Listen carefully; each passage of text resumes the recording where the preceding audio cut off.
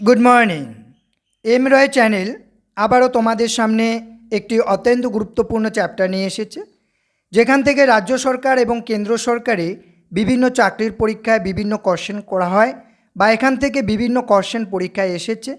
আজকে যে বিষয়টি নিয়ে আমরা আলোচনা করব সেটি অত্যন্ত গুরুত্বপূর্ণ একটি বিষয়, তা হলো ভারতীয় জাতীয় কংগ্রেস। এই ভারতীয় জাতীয় কংগ্রেস সেশনটিকে আজকে আমরা একটি প্রশ্ন উত্তর ক্লাসের মাধ্যমে সম্পূর্ণভাবে আত্মস্থ করার চেষ্টা করব। আজকে আমরা যে বিষয়টি নিয়ে আলোচনা করব সেটি হলো জাতীয় কংগ্রেস। এই জাতীয় কংগ্রেস থেকে রাজ্য সরকার এবং কেন্দ্র সরকারের বিভিন্ন চাকরির পরীক্ষায় যে ধরনের প্রশ্নগুলি আসে সেগুলি আজকে আমরা ডিটেলসে আলোচনা করব। তো চলো শুরু করা যাক।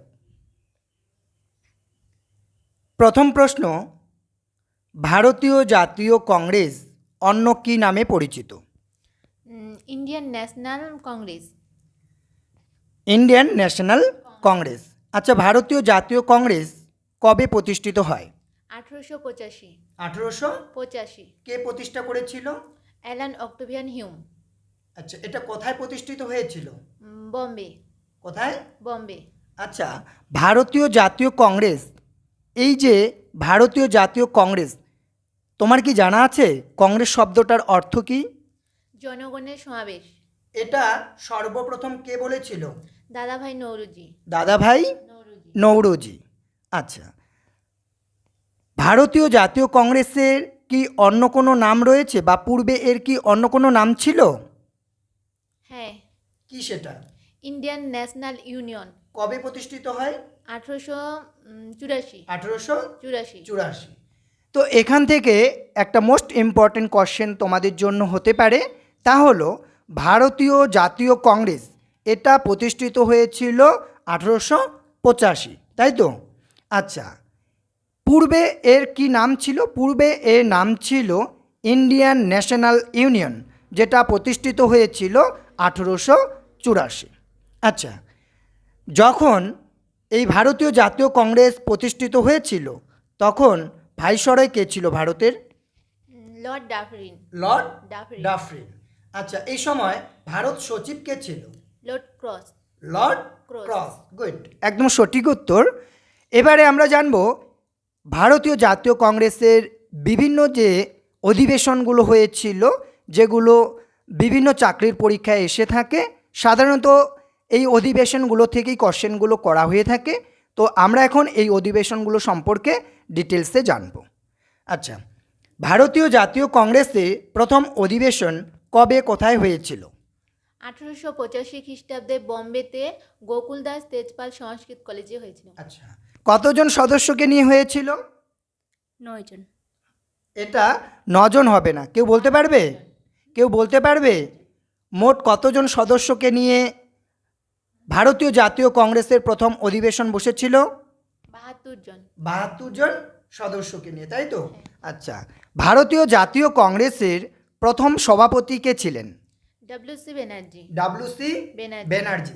আচ্ছা, এই ভারতীয় জাতীয় কংগ্রেসের অধিবেশনে কয়টা প্রস্তাব গৃহীত হয়েছিল? 9টা। 9টি। কটি প্রস্তাব গৃহীত হয়েছিল? 9টি। গুড। এবারে আমরা যেটা জানব তা হলো ভারতীয় জাতীয় কংগ্রেসের দ্বিতীয় অধিবেশন কবে হয়েছিল? দ্বিতীয় অধিবেশন 1986। 1986। আচ্ছা, এবারে তোমার জন্য প্রশ্ন হচ্ছে ভারতীয় জাতীয় কংগ্রেসের প্রথম মুসলিম সভাপতির নাম কি? বদরুদ্দিন তৈরাজি। আচ্ছা, একটু নামটা ভুল বললো, নামটা হবে বদরুদ্দিন তৈয়বজি। কবে, কোথা থেকে তিনি ভারতীয় জাতীয় কংগ্রেসের সভাপতি নির্বাচিত হয়েছিলেন? 1887 সালে মাদ্রাস রাজ্য থেকে। মাদ্রাজ থেকে, তাই তো? অর্থাৎ আমরা বলতে পারি বদরুদ্দিন তৈয়বজি 1887 মাদ্রাজ থেকে, তাই তো? মাদ্রাজ থেকে ভারতীয় জাতীয় কংগ্রেসের সভাপতি নির্বাচিত হয়েছিলেন, তাই তো? আচ্ছা, এরপর তোমার প্রথম প্রশ্ন হচ্ছে ভারতীয় জাতীয় কংগ্রেসে প্রথম ইংরেজ সভাপতির নাম কি?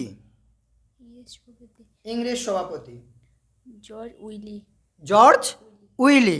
আচ্ছা, তিনি কোথা থেকে ভারতীয় জাতীয় কংগ্রেসের সভাপতি নির্বাচিত হয়েছিলেন? এলাহাবাদ। এলাহাবাদ থেকে। বন্দে মাতরম এই গানটি কবে কোন অধিবেশনে গাওয়া হয়েছিল? 1896 খ্রিস্টাব্দে কলকাতা অধিবেশনে। তাহলে আমরা কি জানলাম? আমরা জানলাম বন্দে মাতরম যে গানটি রয়েছে এই গানটি 1896, তাই তো? কোথায় গাওয়া হয়েছিল? কলকাতা অধিবেশনে। আচ্ছা, বন্দে মাতরমে যে গানটি রয়েছে এটি কোথার থেকে নেওয়া? আনন্দমঠ উপন্যাস থেকে। আনন্দমঠ উপন্যাস থেকে। আচ্ছা, আনন্দমঠ উপন্যাস কার লেখা? বঙ্কিমচন্দ্র চট্টোপাধ্যায়। বঙ্কিমচন্দ্র চট্টোপাধ্যায়। এই যে বন্দে মাতরম গানটি রয়েছে এই গানের সুর কে দিয়েছিলেন? রবীন্দ্রনাথ ঠাকুর। রবীন্দ্রনাথ ঠাকুর। ঠাকুর। গুড।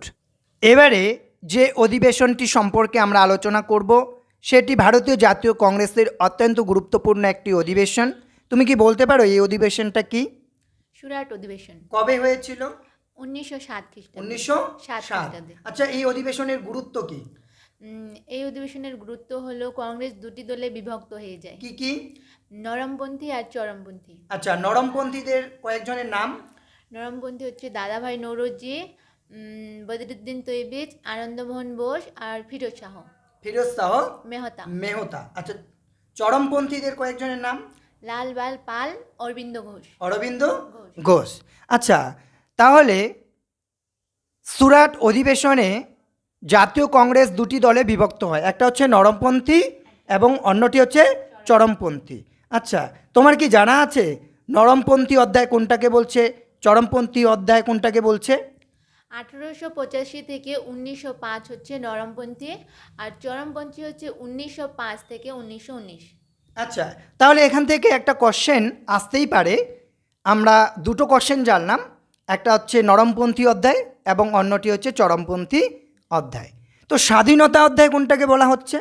1934 থেকে 1947। গুড, একবারই সঠিক উত্তর। এবারে অলিপ্রিয়ার জন্য প্রশ্ন হচ্ছে, ভারতীয় জাতীয় কংগ্রেসের জন্য আলাদা কনস্টিটিউশন কবে কোন অধিবেশনে তৈরি করা হয়? 1907 সালে। 1908 সালে হচ্ছে মাদ্রাস অধিবেশনে। আচ্ছা, তাহলে ভারতীয় জাতীয় কংগ্রেসের জন্য সম্পূর্ণভাবে আলাদা কনস্টিটিউশন তৈরি হয় 1908 সালে মাদ্রাজ অধিবেশনে। আচ্ছা,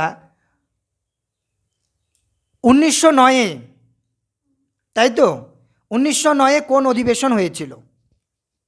লাহোর অধিবেশন। লাহোর অধিবেশন। সভাপতি কে করেছিলেন বা সভাপতিত্ব কে করেছিলেন? মদনমোহন মালব্য, তাই তো? মদনমোহন মালব্য। এবারে তোমার জন্য প্রশ্ন হচ্ছে, আমাদের যে জাতীয় সঙ্গীত রয়েছে জনগণ মন, এই জনগণ মন সঙ্গীতটি কবে কোন অধিবেশনে গাওয়া হয়? 1911 খ্রিস্টাব্দে হচ্ছে কলকাতা অধিবেশনে।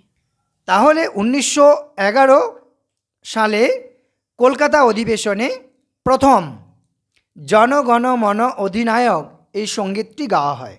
আচ্ছা, কারো কি জানা আছে এই জনগণ মন অধিনায়ক সঙ্গীতটি যে রয়েছে এটি কে গেয়েছিলেন বা কার রচনা এটা?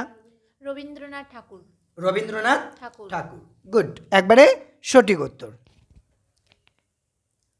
1916 খ্রিস্টাব্দে একটি অধিবেশন হয়েছিল, এই অধিবেশন কি নামে পরিচিত? লখনৌ অধিবেশন। লখনৌ অধিবেশন। আচ্ছা, এই লখনৌ অধিবেশন সম্পর্কে তোমার কিছু জানা আছে? লখনৌ অধিবেশন হয়েছিল কংগ্রেস আর মুসলিম লীগের মধ্যে, আর এখানে চরমপন্থী আর নরমপন্থীর মিলন হয়েছিল। আচ্ছা, গুড।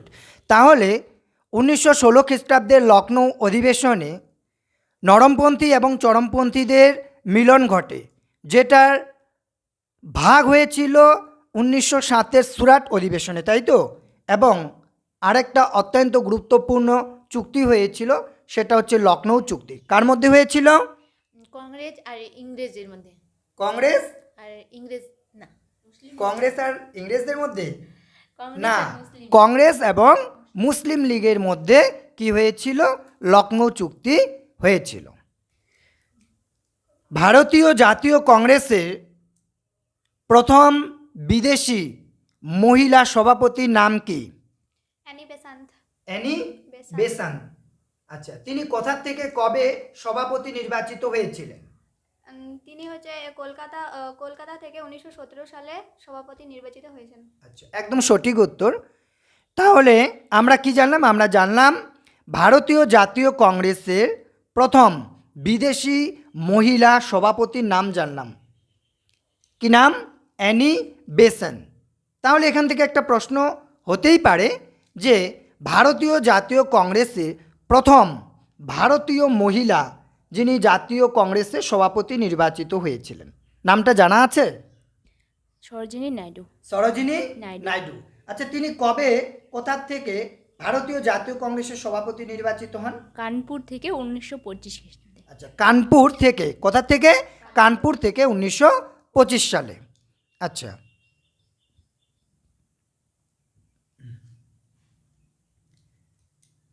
মহাত্মা গান্ধী প্রথম এবং শেষবারের জন্য কবে কোথা থেকে ভারতীয় জাতীয় কংগ্রেসের সভাপতি নির্বাচিত হয়েছিলেন? বেলগাঁও থেকে 1924। বেলগাঁও থেকে, তাই তো? সালটা কত? 1924। 1924। মহাত্মা গান্ধী একবারই ভারতীয় জাতীয় কংগ্রেসের সভাপতি নির্বাচিত হয়েছিলেন, তাই তো? সেটা হচ্ছে 1924 সালে। কোথা থেকে?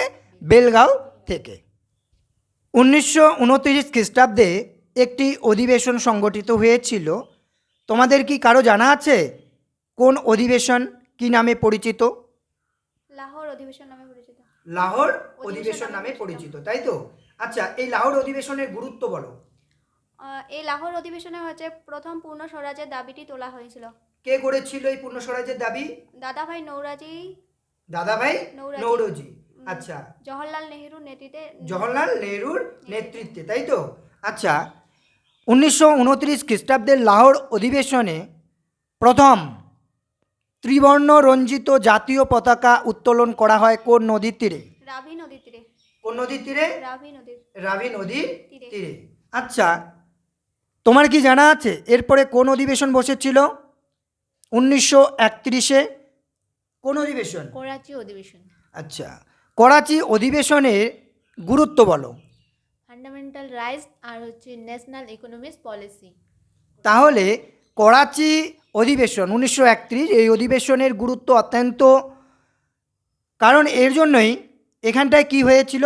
ফান্ডামেন্টাল রাইটস এবং ন্যাশনাল ইকোনমিক পলিসি অ্যাকসেপ্ট করা হয়েছিল। আচ্ছা, 1936 খ্রিস্টাব্দে কোন অধিবেশন বসেছিল? 1936 লখনৌ অধিবেশন। লখনৌ অধিবেশন। অধিবেশন। এই অধিবেশনের গুরুত্ব কি?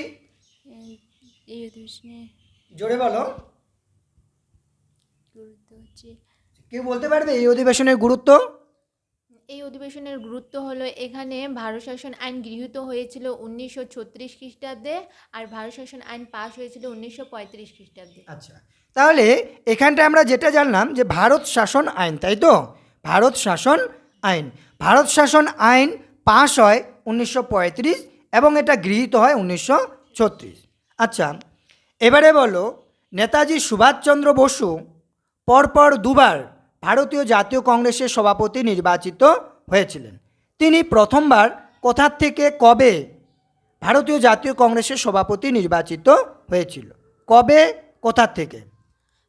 1938 খ্রিস্টাব্দে হরিপুরা। কোথা থেকে? হরিপুরা। আচ্ছা, হরিপুরার অবস্থান কোথায়? গুজরাট। গুজরাট। আচ্ছা, তিনি দ্বিতীয়বারের জন্য কোথা থেকে ভারতীয় জাতীয় কংগ্রেসের সভাপতি নির্বাচিত হয়েছিলেন? ওটা হচ্ছে ত্রিপুরি থেকে। আচ্ছা, ত্রিপুরীর অবস্থান? অন্ধ্রপ্রদেশ। অন্ধ্রপ্রদেশ। আচ্ছা, এই দ্বিতীয়বার যখন নেতাজি সুভাষচন্দ্র বসু ভারতীয় জাতীয় কংগ্রেসের সভাপতি নির্বাচিত হয়েছিলেন তখন গান্ধীজির সঙ্গে তার কি মতানৈক্য ঘটেছিল?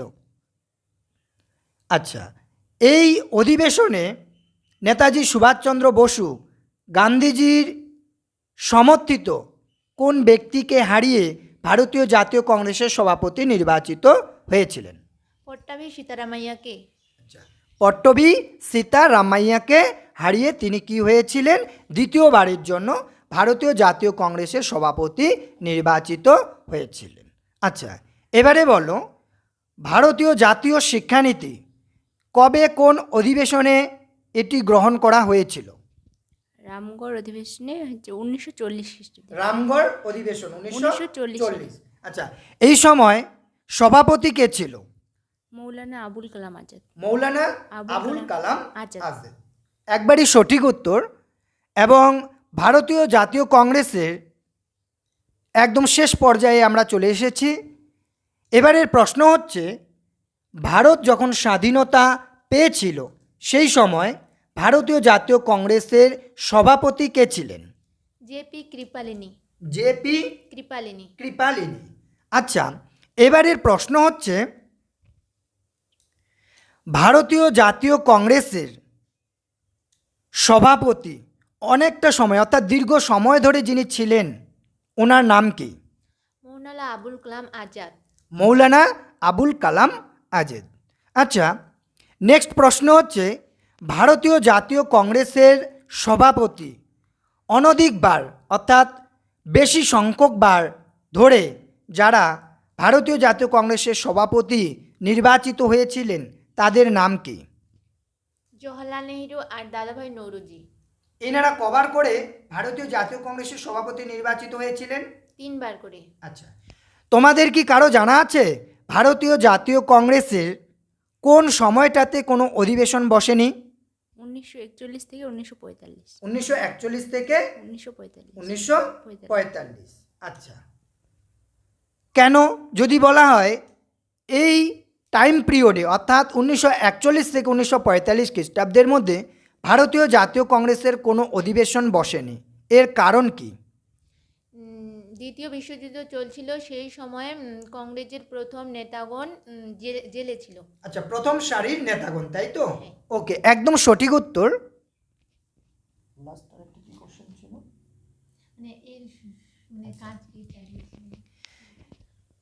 তাহলে এখান থেকে একটি অত্যন্ত গুরুত্বপূর্ণ প্রশ্ন পরীক্ষায় হতে পারে, সেটি হলো 1941 থেকে 1945 খ্রিস্টাব্দে ভারতীয় জাতীয় কংগ্রেসের যদি কোনো অধিবেশনই বসেনি, তাহলে এই সময়টাতে ভারতীয় জাতীয় কংগ্রেসের সমস্ত কার্য কে পরিচালনা করেছিলেন? মৌলানা আবুল কালাম আজাদ। মৌলানা আবুল কালাম আজাদ। তো আজকে আমরা একটি প্রশ্ন উত্তরের মাধ্যমে ভারতীয় জাতীয় কংগ্রেসের সম্পূর্ণ নোটটি ডিটেলসে আলোচনা করলাম। তোমরা যদি এই নোটসটি আমাদের এই ভিডিওর সঙ্গে খুব সুন্দর করে ভিডিওটি দেখো বা শোনো, তাহলে আশা রাখছি রাজ্য সরকার এবং কেন্দ্র সরকারের বিভিন্ন চাকরির পরীক্ষায় যে সমস্ত কোশ্চেনগুলো হয় বা যে সমস্ত কোশ্চেনগুলো আসে তার প্রত্যেকটি প্রশ্নের উত্তর তোমরা দক্ষতার সঙ্গে করে আসতে পারবে।